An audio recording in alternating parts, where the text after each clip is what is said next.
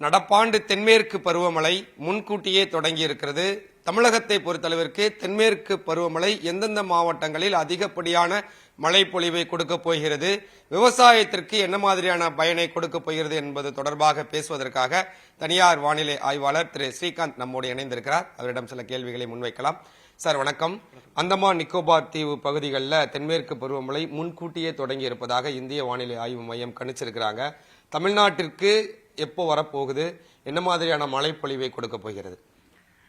அதாவது பாத்தீங்கன்னா தென்மேற்கு பருவமழை இந்திய துணைக்கண்டத்தை பொறுத்த வரைக்கும் முதல்ல தொடக்கூடிய இடம்ங்கிறது வந்து நிக்கோபார் ஐலண்ட்ஸ்.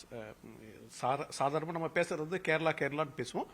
ஆனா நிக்கோபார் தீவுகளில் தான் வந்து முதல்ல வந்து தென்மேற்கு பருவமழை துவங்கும். அது வந்து 15 இருந்து 20ஆம் தேதி வாக்கில் சராசரியா துவங்கக்கூடிய காலகட்டம். அது இந்த ஆண்டு ஒரு 2-3 தினங்கள் முன்னாடியே தொடங்கிருச்சு. அதே மாதிரி இந்திய வானிலைத்துறை அடுத்த 2-3 தினங்கள் தொடர்ந்து நிக்கோபார் தீவுகள் மற்றும் அந்தமான் தீவுகள் மற்றும் தெற்கு அந்தமான் பகுதி பூராவுமே வந்து தென்மேற்கு பருவமழை துவங்கி விடுங்கிற மாதிரி தான் சொல்லியிருக்காங்க.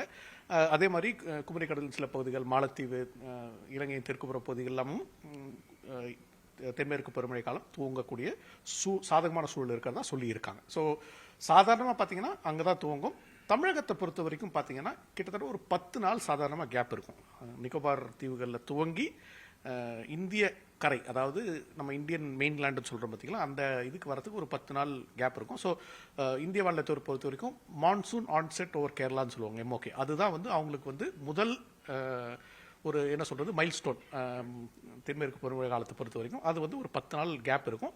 ஸோ நம்ம வந்து அடுத்த வாரம் ஒரு 23 இருந்து 26ஆம் தேதிக்கு இடைப்பட்ட பகுதிகளில் தென்மேற்கு பருவமழை இந்திய கரைப்பகுதியை துவங்குவதற்கான வாய்ப்பு அதிகமாக இருக்கு. அது வந்து திரும்பவும் ஒரு 3-4 நாட்கள் முன்னாடியே துவங்குவதற்கான சாத்தியக்கூறுன்னு சொல்லணும். ஏன்னா வந்து 1 ஜூன் தான் வந்து கேரளாவை பொறுத்த வரைக்கும் தென்மேற்கு பருவமழை துவங்கக்கூடிய சாதாரணமான நாள். நிச்சயமா சார். தென்மேற்கு பருவமழையை பொறுத்தளவிற்கு கேரளாவை ஒட்டி இருக்கக்கூடிய மேற்கு தொடர்ச்சி மலை அருகில் இருக்கக்கூடிய மாவட்டங்கள் நீலகிரி, கோயம்புத்தூர், திருநெல்வேலி, திண்டுக்கல், தேனி போன்ற மாவட்டங்கள்ல அதிகப்படியான மழை பொழிவை கொடுக்கும். கடந்த காலங்களோடு ஒப்பிடும் பொழுது நார்மலாவே தென்மேற்கு பருவமழை ஒரு பெரிய அளவுல மழை கொடுத்திருக்கு லாஸ்ட் இயர், அதுக்கு முந்தைய வருடமும் கூட. இந்த வருடம் எப்படி இருக்கும்? அந்த மேற்கு தொடர்ச்சி மலையை ஒட்டி இருக்கக்கூடிய மாவட்டங்கள்ல என்ன மாதிரியான மழை பொழிவு இருக்கும்? எப்படி நம்ம விழிப்புணர்வோடு இருக்கணும்? நீண்ட கால வானிலை படிவங்களை படி பார்த்தீங்கன்னா இந்த ஆண்டு தென்மேற்கு பருவமழை இயல்பிற்கு சற்று அதிகமாக இருக்கும் தான் வந்து இந்திய வானிலைத்துறை சொல்லியிருக்காங்க.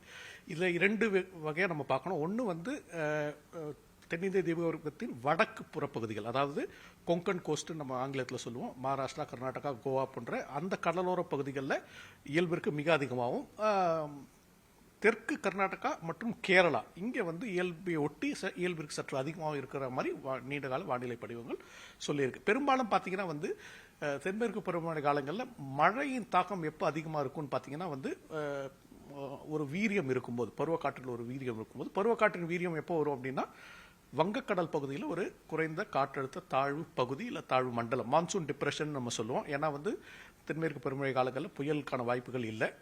இந்த குறைந்த காற்றழுத்த தாழ்வு மண்டலம் வங்கக்கடல் பகுதிகளில் இருக்கும்போது பருவக்காற்றில் ஒரு வீரியம் இருக்கும். பருவக்காற்றில் வீரியம் இருக்கும்போது மழையின் தாக்கம் அதிகமாக இருக்கும். இந்த குறைந்த காற்றழுத்த தாழ்வு மண்டலம் எங்கே உருவாகுதோ அதை பொறுத்து தென்னிந்திய தீபகற்ப பகுதியில் சில சமயங்களில் வடக்குப்புற பகுதிகள் மழை அதிகமாக இருக்கும், சில சமயங்களில் தெற்குப்புற பகுதிகள் மழை அதிகமாக இருக்கும். ஸோ இது வந்து மேலையும் கீழே நகரும் போது மழையின் தாக்கம் வேறுபடும். பட் பெரும்பாலும் இந்த ஆண்டை பொறுத்த வரைக்கும் தென்னிந்திய தீபகற்ப பகுதியில் தென்மேற்கு பருவமழை இயல்பிற்கு அதிகமாக இருக்கும். ஸோ நம்ம தமிழகத்தை பொறுத்த வரைக்கும் நீலகிரி, கோயம்புத்தூரின் சில பகுதிகள், வால்பாறை போன்ற பகுதிகள், பொள்ளாச்சி போன்ற பகுதிகள், தேனி, திண்டுக்கல் மாவட்டத்தின் சில பகுதிகள், திருநெல்வேலி, தென்காசி மற்றும் கன்னியாகுமரி மாவட்டத்தின் மேற்கு கரையோர பகுதிகளில் நம்ம வந்து தென்மேற்கு பருவமழை காலங்களில் நல்ல மழையை எதிர்பார்க்கலாம். நிச்சயமா சார். இந்த தென்மேற்கு பருவமழை மூலமாகத்தான் தமிழ்நாட்டில் நிறைய ஆறுகள் வந்து நிரம்புகின்றன. விவசாயத்திற்கு அதிகப்படியான மழை நீர் இந்த தென்மேற்கு பருவமழை காலத்திலிருந்து கிடைக்கிறது. கிட்டத்தட்ட ஜூன், ஜூலை, ஆகஸ்ட் ஆகிய 3 மாதங்கள் தென்மேற்கு பருவமழை காலமாக நம்ம கணக்கிடுறோம். ஸோ இது மூலமா என்ன மாதிரியான மழை பொழிவு கிடைக்க போகுது, என்னென்ன ஆறுகள் நிரம்புவதற்கு அதிகப்படியான வாய்ப்பு இருக்கு, விவசாயத்திற்கு இந்த அதிகப்படியான தென்மேற்கு பருவமழை எவ்வளவு பயனுள்ளதாக இருக்கும்? தமிழகத்தின் நெற்களஞ்சியம் டெல்டா வந்து கிட்டத்தட்ட தென்மேற்கு மழையை நம்பி தான் இருக்குன்னு நம்ம சொல்லலாம். ஏன்னா வந்து காவேரி ஆற்றில் நீர் வரத்து தென்மேற்கு பருவமழை காலத்தில் பெய்யக்கூடிய மழை பொறுத்து தான் இருக்கு.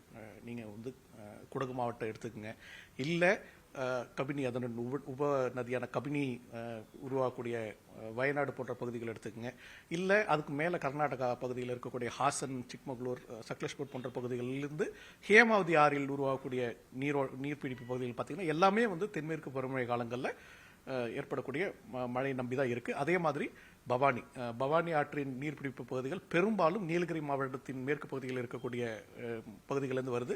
அதே மாதிரி தென்மேற்கு பருவமழை காலங்களில் மழை எதிர்பார்க்கக்கூடிய பகுதிகள் இது. ஸோ காவேரி பெரும்பாலும் தென்மேற்கு பருவமழையை நம்பிதான் வந்து நீர் ஆதாரம் இருக்கு. அதே மாதிரி தாமிரபரணி நதியிலும் வந்து தென்மேற்கு பருவமழை காலங்களில் நம்ம நீர் எதிர்பார்க்கலாம். வைகை அதோட மூல இது பார்த்தீங்கன்னா முல்லைப்பெரியாறு அணை தென்மேற்கு பருவமழை காலங்களில் தான் நிறைய மழையை சந்திக்கும். ஸோ தமிழகத்தின் 3 முக்கிய நதிகளை பார்த்தீங்கன்னா வந்து அதன் நீர் ஆதாரம் தென்மேற்கு பருவமழை காலத்தின் மழையை ஒட்டி தான் இருக்கு. அணைகள் நிரம்புவதற்கு இந்த மழைக்காலம் தான் மிக முக்கியம். இது ஒரு பக்கம். இன்னொரு பக்கம் தமிழகம் மழை மறைவு பகுதி நம்ம சொல்றோம் தென்மேற்கு பருவமழை காலங்களில். ஆனாலும் சமவெளி பகுதிகளில் தென்மேற்கு பருவமழை காலங்களில் வெப்பசலனம் காரணமாக இடிமின்னல் மழை நம்ம பார்க்குறோம். பருவமழையில் சற்று தொய்வு இருக்கும்போது இல்லை காற்று குவிதல் ஏற்படும் போது இந்த சமவெளி பகுதிகளில் நம்ம இந்த மழையை பார்க்குறோம்.